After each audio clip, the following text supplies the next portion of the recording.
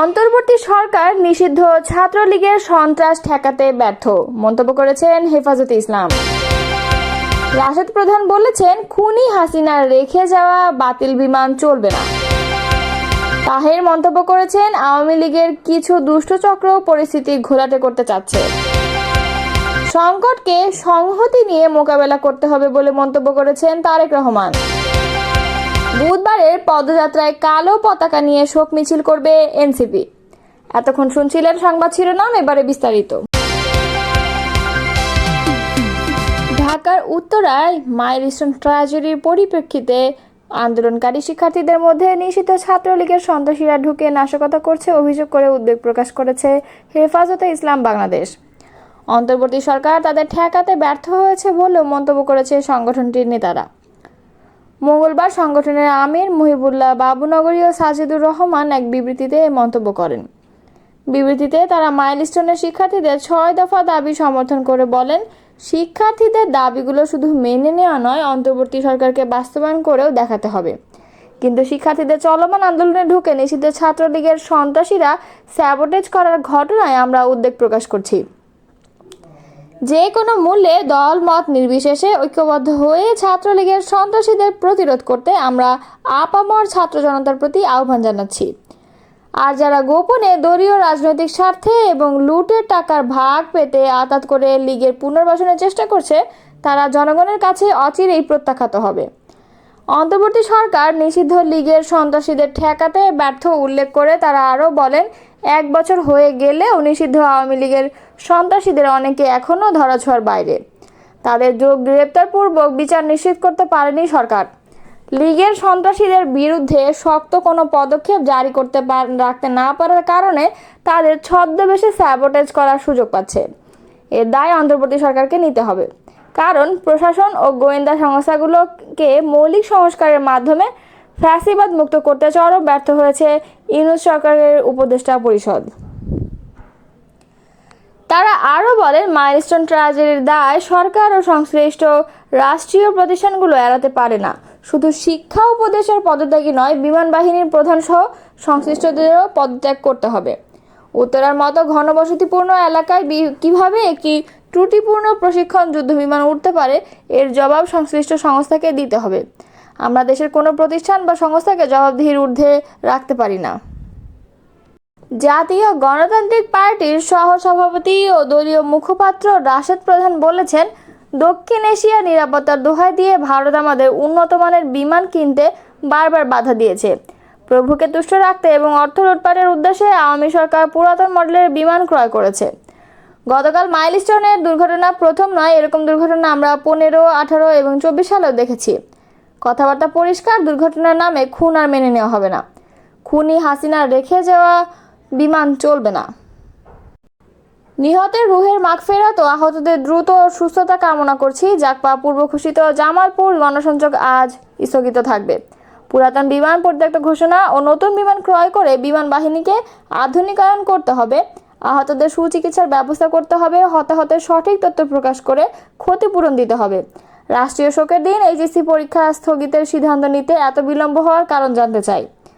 দোয়া মাহফিলে আরও অংশগ্রহণ করেন জাকপা সাধারণ সম্পাদক অধ্যাপক ইকবাল হোসেন প্রধান, প্রেসিডিয়াম সদস্য আসাদুর রহমান খান, সৈয়দ শফিকুল ইসলাম, মোহাম্মদ হাসমতুল্লাহ, প্রকাশনা বিষয়ক সম্পাদক জিয়াউল আনোয়ার, ঢাকা মহানগর আহ্বায়ক শ্যামল চন্দ্র সরকার, যুব জাকপা সভাপতি নজরুল ইসলাম বাবলু ও সাংগঠনিক সম্পাদক অলিউল আনোয়ার প্রমুখ। মাইলস্টোন স্কুলে নিহতদের আত্মার মাগফিরাত কামনা ও আহতদের সুচিকিৎসার দাবি জানিয়েছে জামায়াতে ইসলামের নায়েবে আমির ডক্টর সৈয়দ আবদুল্লাহ মোহাম্মদ তাহের। একই সঙ্গে তিনি অভিযোগ করেছেন, আওয়ামী লীগের কিছু দুষ্ট চক্র দেশের চলমান পরিস্থিতিকে ঘোলাটে করার চেষ্টা চালাচ্ছে। মঙ্গলবার রাজধানীর ফরেন সার্ভিস একাডেমিতে জাতীয় ঐক্যমত্য কমিশনের সঙ্গে রাজনৈতিক দলগুলোর দ্বিতীয় দফার আলোচনার 17তম দিন শেষে কথা বলেন তিনি। তাহের বলেন, শোকাবহ পরিস্থিতিকে পুঁজি করে মাইলস্টোন এলাকায় সকালে আবার সচিবালয়ের আশেপাশে বিকালে বিশৃঙ্খলা তৈরি করা হয়েছে। নিহত ও আহতদের পরিবারের দাবি থাকবে, এটা স্বাভাবিক। পুরো জাতি তাদের পাশে আছে, কিন্তু শোনা যাচ্ছে আওয়ামী লীগের কিছু দুষ্টচক্র পরিস্থিতিকে ঘোলাটে করতে সক্রিয় হয়েছে, যদিও আমরা এখনো নিশ্চিত না। তিনি বলেন, স্পষ্ট করে বলতে চাই, বিতাড়িত, পরাজিত এবং দেশ থেকে বাধ্য অপশক্তি বাংলাদেশের রাজনীতিতে পুনর্বাসনের সুযোগ নেই। এই ধরনের বিশৃঙ্খলা চলতে থাকলে সবাই মিলে জুলাই আগস্টের চেতনায় ঐক্যবদ্ধ হয়ে আবারও তাদের পরাজিত করা হবে। এক ব্যক্তি দলীয় পদ থাকার কারণে প্রধানমন্ত্রী হতে পারবেন না, এটা ব্যক্তির গণতান্ত্রিক অধিকার খর্ব করা হবে। বিএনপির এমন বক্তব্যের প্রসঙ্গে জানতে চাইলে তাহের বলেন, আমরা মনে করি বাংলাদেশকে এখন সংস্কার ও পরিবর্তন করার সময় এসেছে। সেভাবে দলগুলো গণতান্ত্রিক হয় সেই চেষ্টাও আমাদের করতে হবে, কারণ ডেমোক্রেসির ভায়োলেশন হয় তখনই যখন নিজ দলেই ডেমোক্রেসি থাকে না। আমাদের মূল উদ্দেশ্য রাষ্ট্রীয়ভাবে পাওয়ার বিকেন্দ্রীকরণ করা, সেটি দলীয়ভাবেও হতে পারে।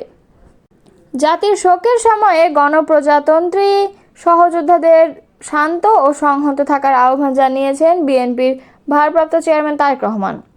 তিনি বলেছেন, বাংলাদেশকে ঐক্যবদ্ধ থাকতে হবে, প্রতিটি সংকটকে সংহতি নিয়ে মোকাবেলা করতে হবে।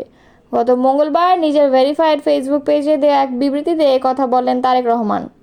বিএনপির ভারপ্রাপ্ত চেয়ারম্যান বলেন, বিভেদমূলক সংঘাত বা মব বিশৃঙ্খলতা বন্ধ করার লক্ষ্যে সহনশীলতা ও আত্মসংযমের উপর ভিত্তি করে আমাদের একটি সমাজ ব্যবস্থা গড়ে তুলতে হবে। নিষিদ্ধ ঘোষিত ছাত্র রাজনৈতিক সংগঠনের কিছু সদস্যকে নিয়ে জনতা ও পুলিশের মধ্যে উত্তেজনা সৃষ্টিসহ সহিংসতা উস্কে দেওয়ার উদ্বেগজনক খবর পাওয়া যাচ্ছে বলে বিবৃতিতে উল্লেখ করেন তারেক রহমান। তিনি বলেন, এসব গোষ্ঠীকে অনুরোধ করব, বাংলাদেশের ইতিহাসের এমন একটি শোকাবহ মুহূর্তকে নিজেদের স্বার্থে কাজে লাগানোর চেষ্টা থেকে বিরত থাকুন। এর পরিবর্তে জাতি হিসেবে ঐক্যবদ্ধ হওয়ার, সহানুভূতি ও একতা প্রদর্শনের দিকে সবার মনোযোগ দেওয়া উচিত বলে মন্তব্য করেন বিএনপির ভারপ্রাপ্ত চেয়ারম্যান। তিনি বলেন, আমাদের শক্তি ব্যয় হোক নিখোঁজ প্রিয়জনদের খুঁজে বের করা, নিহতদের সঠিক হিসাব বের করা, আহতদের সর্বোত্তম চিকিৎসা নিশ্চিত করা এবং বিমান দুর্ঘটনার মূল কারণ নির্ধারণে কর্তৃপক্ষকে সুষ্ঠু তদন্তের সুযোগ করে দেওয়ার কাজে। বিমান বিধ্বস্তের ঘটনায় প্রাণহানির শিকার নিরীহ ব্যক্তিসহ শোক সন্তপ্ত পরিবারগুলোর পাশে হৃদয়ের সব অনুভূতি থাকার কথা উল্লেখ করে তারেক রহমান বলেন, বাংলাদেশকে ঐক্যবদ্ধ থাকতে হবে এবং প্রতিটি সংকটকে সংহতি নিয়ে মোকাবেলা করতে হবে।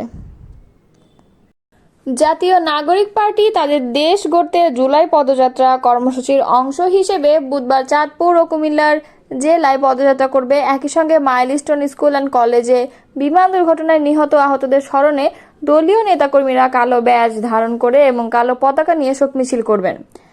বুধবার দিবাগত মধ্যরাতে দলটির যুগ্ম সদস্য সচিব মুশফিকুর সালেহীন এক বার্তায় বিষয়টি নিশ্চিত করেছেন।